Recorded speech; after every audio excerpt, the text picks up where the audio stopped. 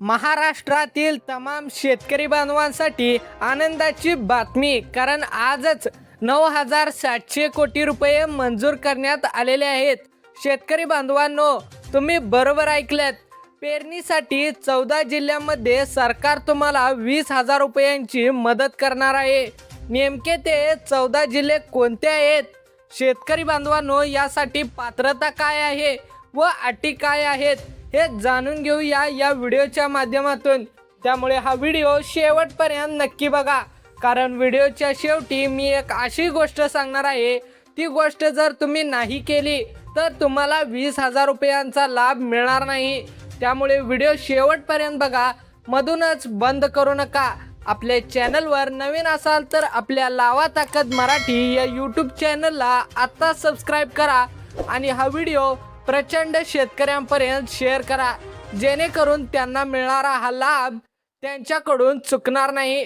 चला तर वेळ वाया न घालवता व्हिडिओला सुरुवात करूया. शेतकऱ्यांसाठी सर्वात मोठी ब्रेकिंग न्यूज. महाराष्ट्रातील तमाम शेतकरी बांधवांसाठी खुशीची बातमी. केंद्र सरकार व राज्य सरकार मिळून आता शेतकऱ्यांना पेरणीसाठी 20,000 रुपयांची मदत देणार आहेत. या योजनेचा लाभ 14 विशिष्ट जिल्ह्यांमध्ये दिला जाणार आहे. राज्यातील शेतकऱ्यांसाठी हा सर्वात मोठा आनंदाचा निर्णय आहे. विशेष करून ज्या शेतकऱ्यांच्या घरामध्ये पिवळं व केशरी रेशन कार्ड असणार आहे, अशा गोरगरीब शेतकऱ्यांसाठी हा खूप मोठा महत्त्वाचा निर्णय मानला जात आहे. महत्त्वाची माहिती: तुमच्या घरामध्ये जर पिवळे किंवा केशरी रेशन कार्ड असेल तर राज्य सरकार व केंद्र सरकारच्या माध्यमातून तुम्हाला 20,000 रुपये मिळणार आहेत. पैसे कशासाठी दिले जातात? पेरणीसाठी मदत देण्यासाठी, शेतकऱ्यांना खुश करण्यासाठी, बीज, खते आणि इतर शेती साहित्य खरेदीसाठी सरकार सर्व शेतकऱ्यांना पैसे देणार आहे. त्यामुळे ज्या अटी आहेत त्या पूर्ण करा व शेतकऱ्यांनो, तुमच्या खात्यामध्ये तुमचा लाभ मिळवून घ्या. तर शेतकरी मित्रांनो, राज्यातील सरसकट सर्व शेतकऱ्यांना हा लाभ मिळणार आहे. फक्त 14 जिल्ह्यांमध्ये या योजनेचा लाभ आजपासून देण्यास सुरुवात केलेली आहे. केंद्र सरकार व राज्य सरकारने या 14 जिल्ह्यांची विशेष करून निवड करण्यात आली आहे. जर तुमचा जिल्हा या यादीमध्ये असेल तर सरकारच्या माध्यमातून 20,000 रुपयांचा लाभ तुमच्या खात्यामध्ये जमा होणार आहे. महत्त्वाची गोष्ट म्हणजे तुम्हाला हा लाभ मिळवण्यासाठी काही पात्रता आहेत. त्या पात्रता काय आहेत तर जाणून घेऊया. पहिली अट म्हणजे काय आहे? PM किसान योजना व नमो शेतकरी योजना, या दोन्ही योजनांचा हप्ता तुम्हाला मिळालेला असावा. म्हणजेच PM किसान योजनेचे 22 हप्ते तुम्ही घेतलेले असावे. त्याचबरोबर तुम्ही नमो शेतकरी योजनेचे 8 हप्ते घेतलेले असावेत. जर तुम्ही या दोन्ही योजनांचा हप्ता घेत असाल तरच तुमच्या खात्यामध्ये हे 20,000 रुपये जमा होणार आहेत. दुसरी अट म्हणजे काय? Ration card. ही अट मी पहिल्यांदा सुद्धा सांगितली आहे आणि आता सुद्धा सांगत आहे. त्याच्यावरून समजून घ्या की रेशन कार्ड किती महत्त्वाचं आहे.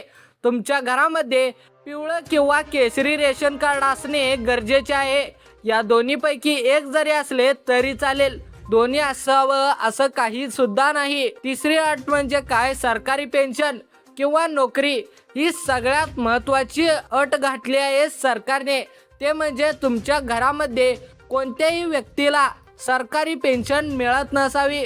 तसेच तुमचे वडील किंवा आई सरकारी नोकरीत नसावे. जर ते रिटायरमेंट झालेत आणि पेन्शन घेत असतील तरी सुद्धा तुम्हाला लाभ मिळणार नाही. त्याचबरोबर तुमचा मुलगा किंवा कोणीही कुटुंबीय सरकारी सेवेत नसावा, कारण सरकार म्हणत आहे की फक्त गरीब व गरजवंत शेतकऱ्यांना हा लाभ दिला जाणार आहे. त्यामुळे बोगस काहीही चालणार नाही. त्याचबरोबर चौथी अट म्हणजे काय? वार्षिक उत्पन्न. तुमचे वार्षिक पारिवारिक उत्पन्न हे 2.5 लाख रुपयांच्या आत असायला हवे. जर तुमचे उत्पन्न 2.5 लाख पेक्षा जास्त असेल तर तुम्हाला हा लाभ दिला जाणार नाही. पात्रता आहे, त्यामुळे लक्षात ठेवा. पाचवी अट आहे की बँक खातं. बँक खातं सरकारने 10 बँक खाते सांगितले आहेत.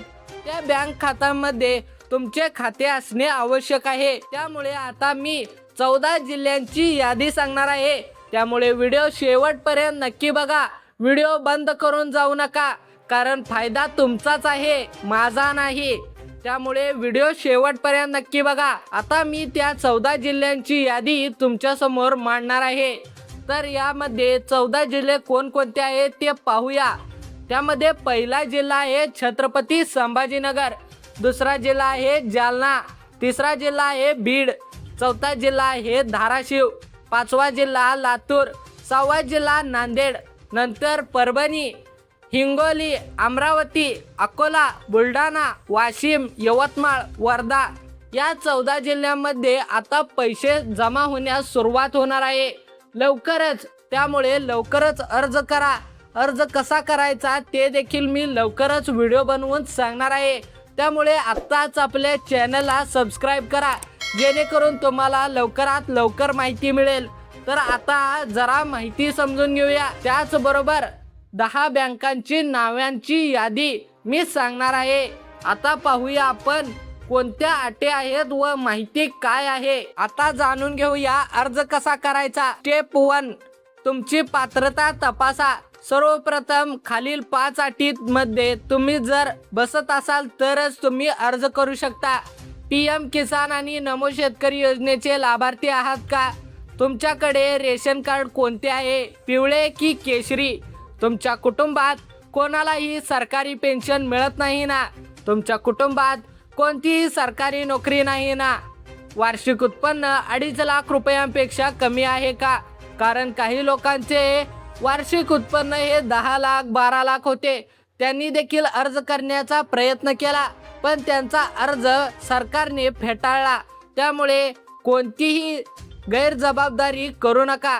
त्याचबरोबर जर सर्व उत्तरे होय असतील वरीलपैकी मी जे आता सांगितलं आहे, तर तुम्हाला नक्की लाभ मिळणार आहे.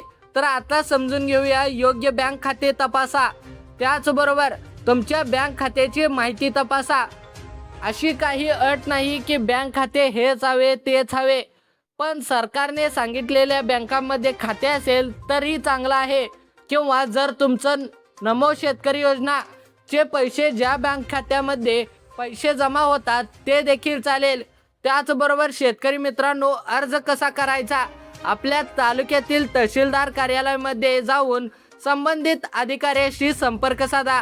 गावातील सरपंच किंवा ग्रामसेवक यांच्याकडून माहिती घ्या. सर्व आवश्यक कागदपत्रे त्यांच्याकडे जमा करा. त्याचबरोबर कागदपत्रे कोणती लागतील ते पाहूया.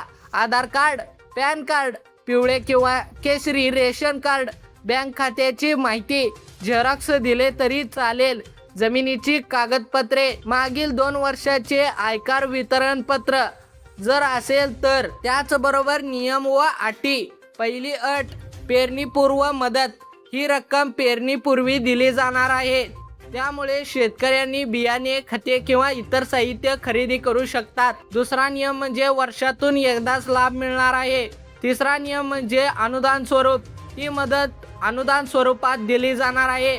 त्यामुळे व्याज किंवा परतफेड करण्याची काहीच गरज नाही. चौथा नियम म्हणजे पडताळणी. शासनाकडून तुमची पडताळणी केली जाऊ शकते. चुकीची माहिती देऊ नका. पाचवा नियम म्हणजे मुदतीत अर्ज. अर्जाची अंतिम तारीख आपल्याला माहीत नाही, त्यामुळे लवकरात लवकर तुम्ही जाऊन अर्ज करा, कारण हा लाभ थोड्याच दिवसांपुरता मर्यादित असणार आहे. आता मी सांगतो कोणत्या 10 बँकांमध्ये पैसे जमा होणार आहेत. पहिली बँक आहे SBI, state bank of India. दुसरी बँक आहे बँक ऑफ महाराष्ट्र. तिसरी बँक आहे बँक ऑफ बरोदा. त्याचबरोबर चौथी बँक आहे पंजाब नॅशनल बँक. पुढील बँका ऐकून घ्या. Bank of India, central bank of India, HDFC bank, ICICI bank, axis bank. त्याचबरोबर जर तुमच्या कोणतंही खातं असेल इतर तरी सुद्धा चालेल, पण सरकारने ह्या 10 बँकांची नावे सांगितली आहेत म्हणून मी तुमच्या समोर मांडत आहे. तर शेतकरी मित्रांनो, हा व्हिडिओ तुम्हाला कसा वाटला ते कमेंट करून नक्की कळवा. व्हिडिओला लाईक करा आणि हा व्हिडिओ प्रचंड शेतकऱ्यांपर्यंत शेअर करा, जेणेकरून त्यांना माहिती मिळेल व ते देखील तुमच्याबरोबरच हा लाभ मिळवू शकतील.